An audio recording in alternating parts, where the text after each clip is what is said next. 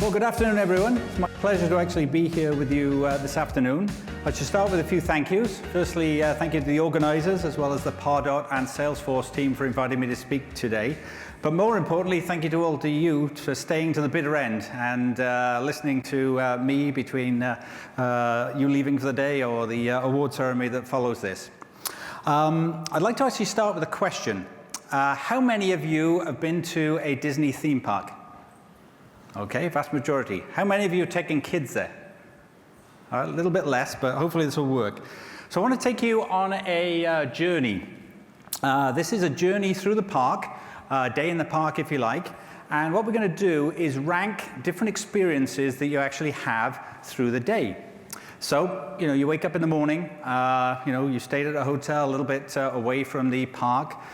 Kids are waking up, they're exciting, they've got a vision of the sort of magic kingdom in their mind. So just as a benchmark, let's say that's a 7 out of 10 on this scale of how good the experience is going to be during the day.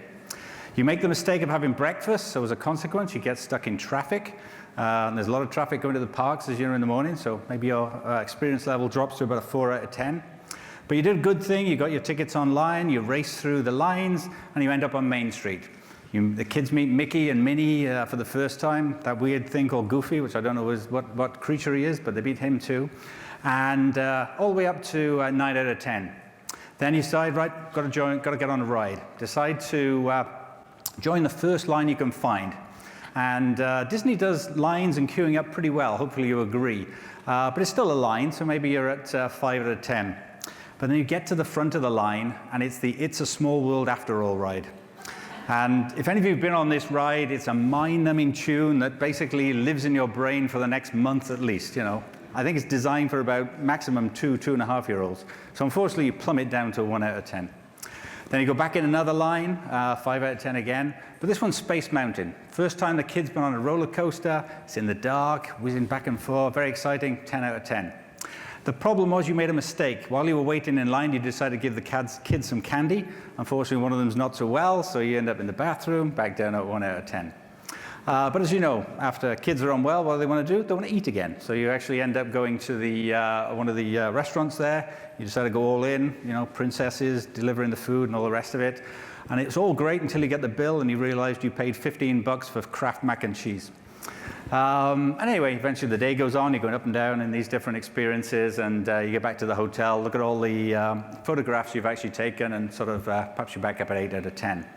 Now, the interesting thing with this sort of journey is if you take the average of all of those different events, these sort of fictitious events, if you like, you only come out roughly, in this case, 5.4 out of 10. And you think to yourself, I spent all that money flying down to, if it was Orlando, rented a car, hotel, tickets to get in. 5 out of 10 is not really that great. But if you ask the people, what was your overall experience level, they're likely to come with a much higher level, perhaps 8, 9 out of 10. So why is there a difference between these two? Well, I would argue the difference is actually this, reputation. You've actually already decided you're going to have a good time before you actually even set foot in the park, based on your past experiences, based on what friends and family, perhaps what you've read or seen on the internet or what have you. And that reputation, those experiences that you've had, have determined what your actual experience level is going to be. Now, as I mentioned, reputation, and the definition you can see there, is very similar to the definition of customer experiences. The customer experience, as you can see, is the result of interactions between a customer and a brand, or a customer and a company. And I'll show some quotes here from people who are far more well-versed in customer experience than I am. But really, when you think about it, you can have the best product in the world, best quality, best performance, but if the buying experience is really poor, you may never actually even use the product. You may never buy it. And if you do buy it, you use it, and you like it, and then the technical support, if you have an issue afterwards, is really poor, then you may not buy that product again. So you really have to think about all the experiences, when it comes down to the reputation that you're building over time. And I would argue very strongly that customer experience not only being important to marketing, but it's actually the source today of all competitive advantage. Now, what I'm going to do is take that sort of introduction and talk about the company I work for, New England Biolabs. Now, I'm guessing there's not many people from the biotech industry here. Anybody? No? Okay.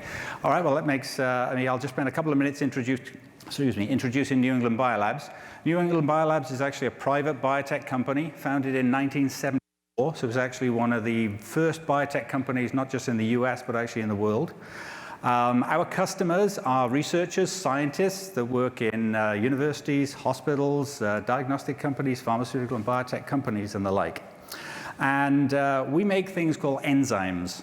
Enzymes specifically that work on DNA. I'm sure you've all heard of DNA, that molecule that's at the center of cells and is a blueprint of information passing from one generation of cells to the next. What we actually do, we've been described, if you like, as the staples of DNA. So we make enzymes called polymerases, which are like photocopiers. They copy DNA. Enzymes that are scissors, called restriction enzymes, that cut DNA in specific places, as well as enzymes that are glue, that stick it back together. And these tools, these enzymes, are used by our scientists who are customers to actually understand the basis of disease, how diseases are caused, and potentially cures and diagnosis of those diseases. So that's what we do. I'm sure you've all got a slide like this that describes your own companies. You know, you're a leader in something, you're a trusted partner, you're an innovator. I bet you all got a slide that also has a building on it. It seems to amaze me that everybody's corporate deck has to have a building in it. I don't know what we expect customers that we don't work in buildings, but you have to have a building there. I'm not going to talk about this. What I'm going to do is explain New England Biolabs from the perspective of the customer, and more specifically, the customer experiences that we've sort of developed over time. The first one I'm going to talk about is about as far away from digital as you could, and that's a print catalog. We've been producing print catalogs for the last 40 years, and we continue to actually make them. But what makes our print catalogs so successful and liked by our customers is not the list of products, to be honest with you. It's the last third. The last third is a technical reference guide containing tools for how customers can actually not just use our products, but actually plan experiments and plan or analyze the data from those experiments. If you think about it, if you know scientists, they wear gloves. So using your phone, in the lab with gloves on is not really that practical. So as a consequence, a paper catalog that you can have post-it notes on is actually quite practical. And we get great feedback from our customers like this, that the catalog has actually been not only a tool, but it's actually what made them loyal customers.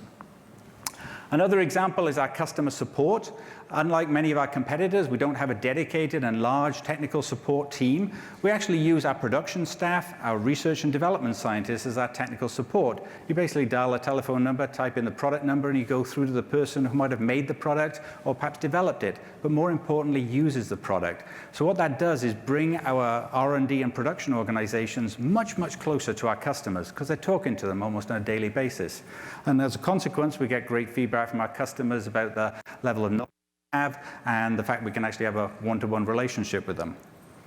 Another example, which is a little bit more digital nature, is our web tools. We have about 20 web tools on our website, and they are geared specifically to support our customers in designing and supporting experiments.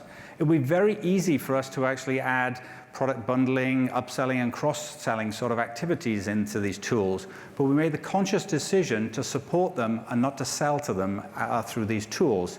And as you can see, it accounts for about 25% of all the traffic to our website, which highlights the significance and importance of supporting them in this way.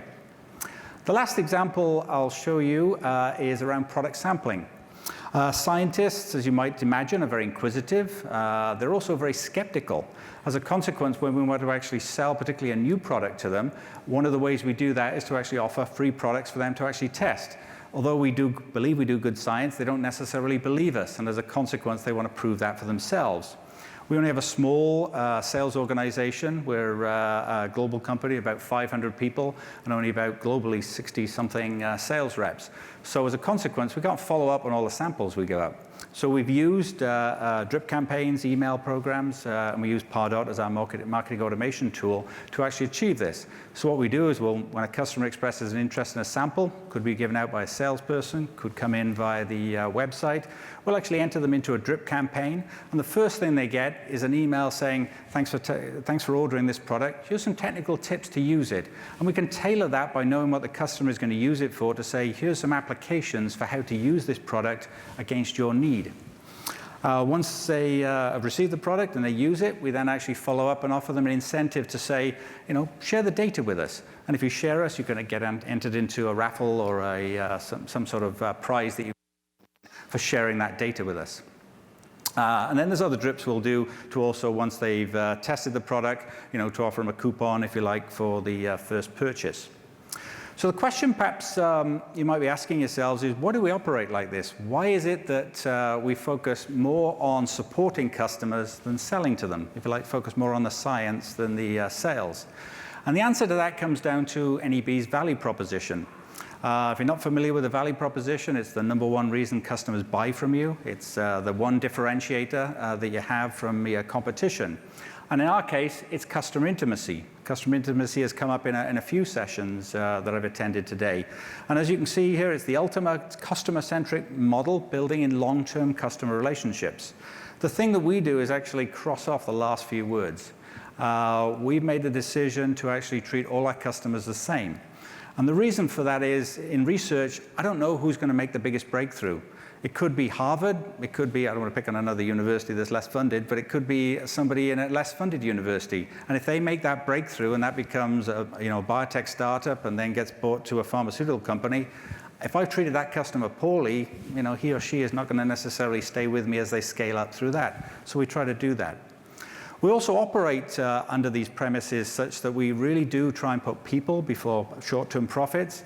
We listen to our customers to understand their needs, and we see making money as really part of the process. If we support them, they'll buy the products from us. We don't have to do that heavy sell. Why do we do this, or why do we do this the way we do? It really comes back to the company's values. We have 3 values: passion, humility, and being genuine. Passion is really passion for science. Most of the company are scientists, so as a consequence, we live and breathe the same sort of things as our customers. And we believe by having that passion for science, we put science first, we put the customer first. Humility is a tough one for the head of marketing to say is actually one of our sort of values. But what that really means is we like to let our customers do our talking for us, rather than us sort of shout about them. And then the last one, being genuine, is really, we like to treat our customers the same way we like to be treated. So if a customer rings up about a product that's not ours, we'll still support them because that's the sort of experience they expect. So when this actually comes, and I'll use the same sort of imagery that I use for the Disney example, when we think about all the customer experiences, it's very important that we think about all of them, because your overall customer experience is only as good as the weakest one. So we're constantly evaluating all of these different touch points we have.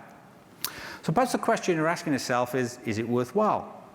Well, I'll answer this from 2 perspectives. Firstly, the customer perspective. This is some market research that hopefully you can see at the back from a company called Bioinformatics. And what they did is ask many customers across the world in our sector, what their experience is with many different companies. And the company Bioinformatics allowed me to share this data, although they asked me to blank out the other companies there, except particularly the last one, whose customer experience is going backwards, as you can see there. And the good thing is the average, you can see, was 13.7, and these are based on Net Promoter Score across various different criteria. And we were all the way up at 36, and quite some margin from the rest of the competition there. I can't talk about our revenues being private, but what I can say is there's quotes like this from Forrester that say there's a direct connection between customer experience and revenue. And I can say, from our point of view, we definitely find that to be true. Now, the challenge with all of this, of course, is nothing stands still. As you know, we're in the 4th industrial revolution, the Internet of Things, the artificial intelligence, machine learning, and the interaction between humans and digital tools is now greater than ever. So as a consequence, we know we can't stand still. Even if our customer experience stay exactly the same, we'll actually move backwards as everybody else catches up or customers' expectations actually grow. This is actually well documented, and I like this phrase from Brent Adamson, where he describes the world we're in as the world of more. And what he means by that is customers have more data, more information, more access to competitor information as well than they ever have before. Of course, that means they have more choice, they have more options to choose from, so of course there's more complexity as well. But the challenge for all of us as, in terms of supplying to our unique customers, is that creates a barrier between the customer and the supplier. A barrier in terms of, I'm sure you hear the 57% statistic, and whether you believe that's exactly right for your industry, you can argue. But there certainly is, more information a customer's gathering about what products they're going to purchase before they contact a supplier. The way we've been looking at this is saying, how can we help our customers navigate through this world of more? And for us, that came down to 3 specific things. Firstly, ease of use. Secondly, speed. And then thirdly, personalization. Ease of use really comes down to the fact that the customer wants an answer, as easy as they possibly can get it.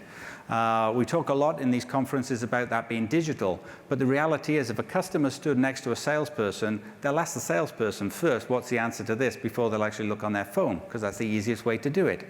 And of course, if you've got a sales organization, you make sure the salesperson's answer is the same as the answer on your website. But also, ease of use is also judged by other experiences that customers have. So if you have an e-commerce site, the benchmark is Amazon. If you have a website with search, Google is that benchmark. It doesn't matter the fact that they're spending, hundreds of millions to, if not more, to maintain those type of activities, and your budget's much smaller. That's the expectation you've got to reach to. Speed is also the case, and speed is not the speed of your website, it's actually the speed with which a customer can get to the answer they're actually looking for. So it overlaps with ease of use. Personalization, a number of sessions have already talked about this, but customers expect us to know them now. So their expectation is not to be wasted sending them content that has no relevance.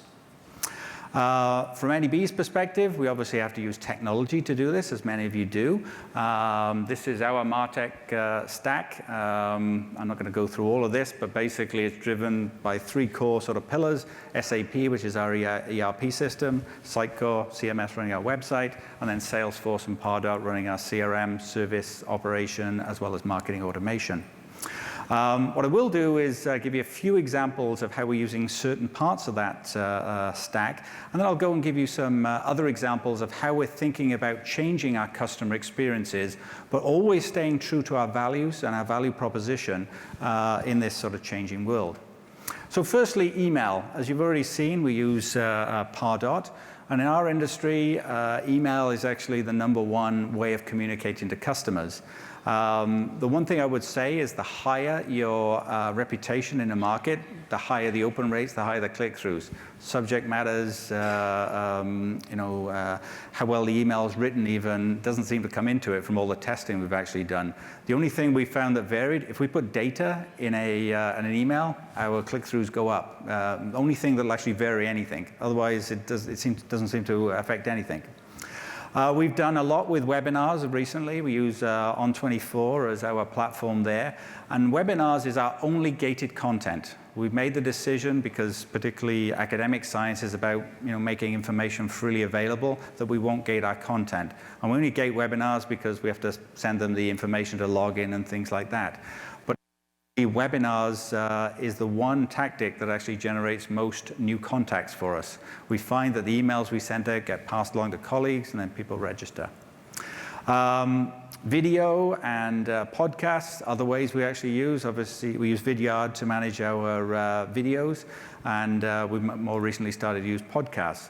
And then, just to complete this slide, we use Meltwater to help with our social media platforms. But the reason for putting all these on one slide is we found that although we would like to believe we know our customers well enough, one thing we don't know is how customers like to learn, or specifically how Dr. Smith likes to learn relative to Dr. Jones, relative to Dr. Patero, what have you.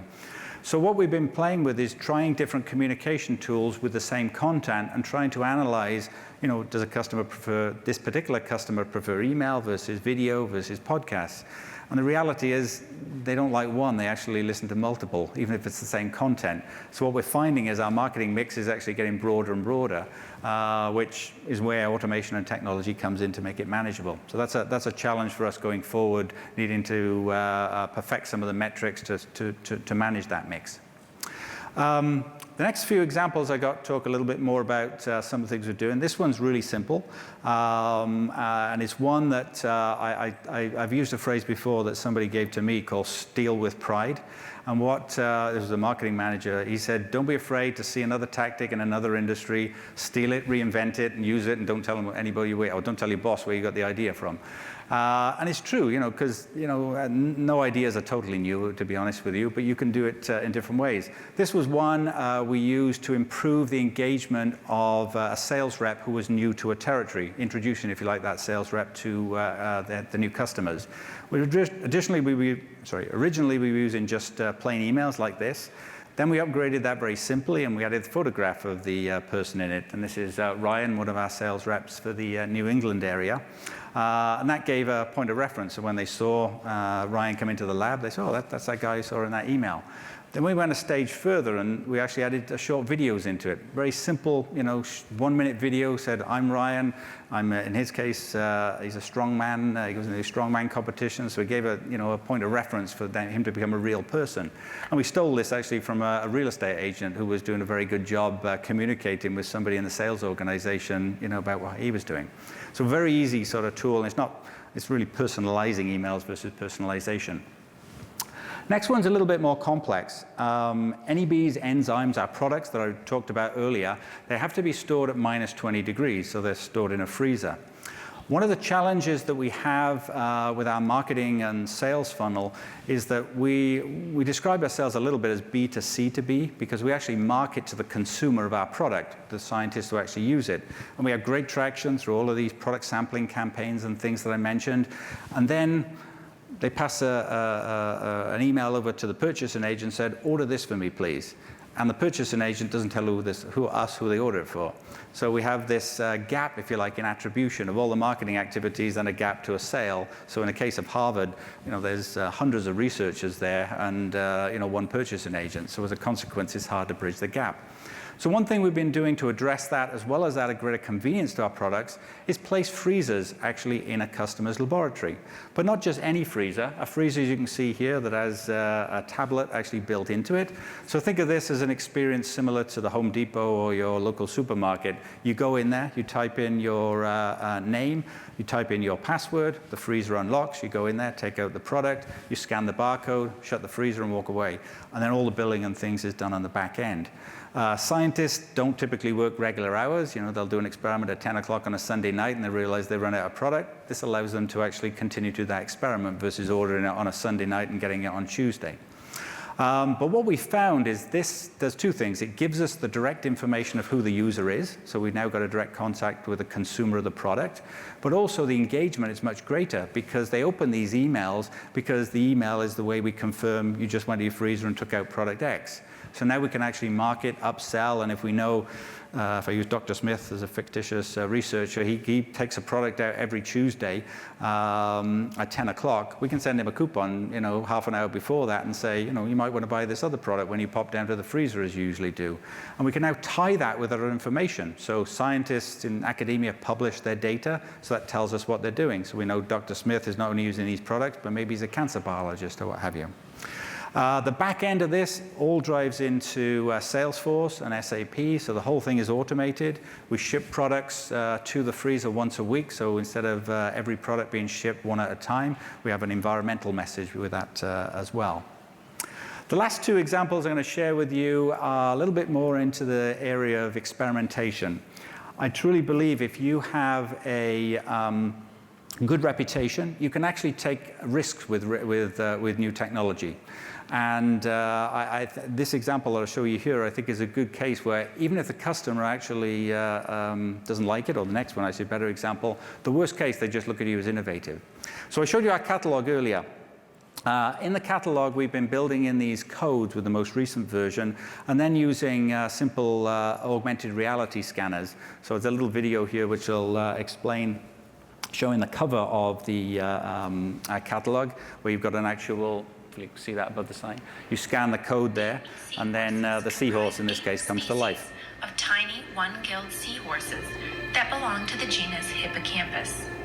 This Bargeban pygmy seahorse is found in Southeast Asia and is the largest of the pygmy seahorses, measuring. So you get the picture. And then inside we have other ones that fire up animations about our products and how they work and things like that. But it tries to connect in a different way the catalog with our website, or the catalog with, making it not a 2D flat file, let's say. The last one we've been experimenting with is voice-activated assistants, i.e. Alexa.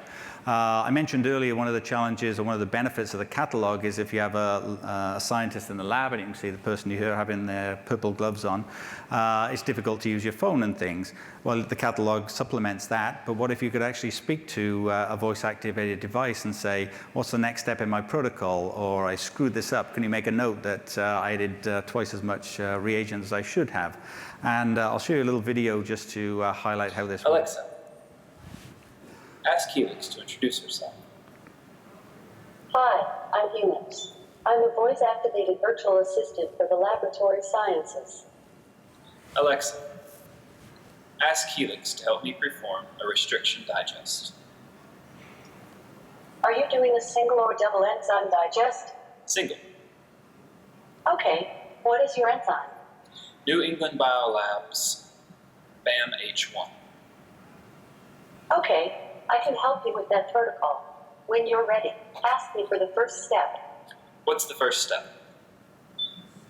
The first step for the protocol of a restriction enzyme digest with BAM-H1 is set up a 50 microliters reaction using 1 microgram of DNA, 5 microliters, 1x, of 10x cut smart buffer, 1.0 microliters, or 10 units, of BAM-H1, and 50 microliters of nuclease-free water. Thanks. You're welcome. So you get the picture. I mean, we don't know how successful this is going to be. The feedback we've had is protocols like that are challenging because, you know, there was 3 steps in there which you've got to try and remember. But for simple questions, you know, what was did you say 10? Is it 10 microliters or 20 microliters in that first step? It's a good way of actually checking. The feedback we've had, and we placed, I think about 50-something of these in labs as a pilot, is it's very similar to home use, you know. People either love Alexa or they hate the thing. You know, it's listening to me, it's taking all my secrets and all the rest of it, or, you know, I use it every 5 minutes to say what the weather is, how fast it is to get to work. I don't know whether this one will actually work. To be honest, it's not that expensive to develop these skills, and they're getting easier and easier to develop.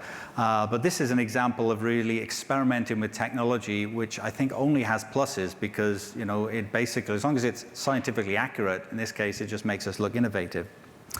So to wrap up, what I'd like to say is that what I've tried to highlight is, in the case of New England Biolabs, everything stems from our values. That sort of passion, humility, and being genuine is really what guides our organization. All of the staff, all of the organization buy into those values, and that really then drives every customer experience that we actually develop. Putting those values into that, you know, making us feel that if it's not good enough for us, it's not good enough for the customer is important. I didn't talk about brand, but those customer experience definitely shape the brand and the brand values and the brand perception that customers have of us. And then over time, that obviously builds our reputation, and then we believe very strongly that it then drives customer loyalty. And I sort of drew these as cogs deliberately because, you know, we turn the first one and hopefully they all turn to the right. So with that, I will thank you again for your attention and staying to the end of the meeting. And I don't know whether we have any questions or how are we doing for time? Happy to take any questions if there are any. I have one for you. Yeah. Andy, what's unique to you that you head up marketing and sales? Any insights, challenges you'd share with the audience in terms of overseeing both? Yeah. So I have responsibility, as Andrew said, for marketing, sales, as well as actually customer service. One of the things I like about my job is that allows me to really think about all the different customer touch points and experiences we develop. Ensuring there's consistency, but also ensuring that everybody actually has the same goals. There's been a lot of discussion about revenue marketing, and in our case, the marketing team has exactly the same revenue goals as the sales staff. There's actually, you know, at the top level, there's no difference. And that means everybody's working on the same goals. But the key, I think, is the values. If you actually have the same values and beliefs, then you operate the same way. You know, we're fortunate that our sales organization and the internal staff are on those same goals, because what that actually means is when we have team goals more than individual goals, And what that means, if a particular sales rep, if I don't know, a pharmaceutical company closes down, for example, they can't make that money up in the same year. It's just not possible. But they can still actually earn a good incentive by going across to somebody else's territory and say, let's double team on this particular customer and see if we can actually close that. So things like that, of having those common values, those common goals, have been very beneficial. And I believe not only from a sales point of view, but ultimately from a customer experience perspective. Great. I have one other question for you. Your unique kind of industry and business model, and that is kind of B2B to C.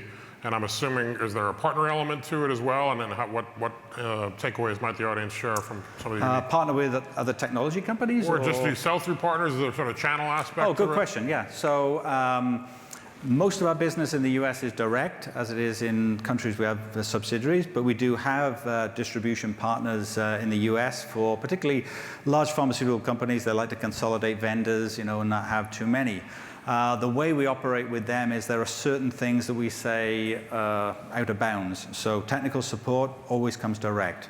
We also always ship direct. We won't work with distributors in the US who want to store products locally, because to us the service level is key. Customer places the order. If they place it with the distributor can place it with us, but we want them to get that order next day. So that means the product quality is always going to be there. And the technical support, as I hopefully highlighted, is key to us. So we'll always be the frontline support. We don't have that diluted through that. In terms of sales, we're happy for the distributor to actually sell our products. We train them in that regard. So there's certain aspects of the experience that we want to always own, and other pieces we can manage through them. That's awesome. Well, thank you very much for doing this. My pleasure. That was really interesting. Thank you. Thank you.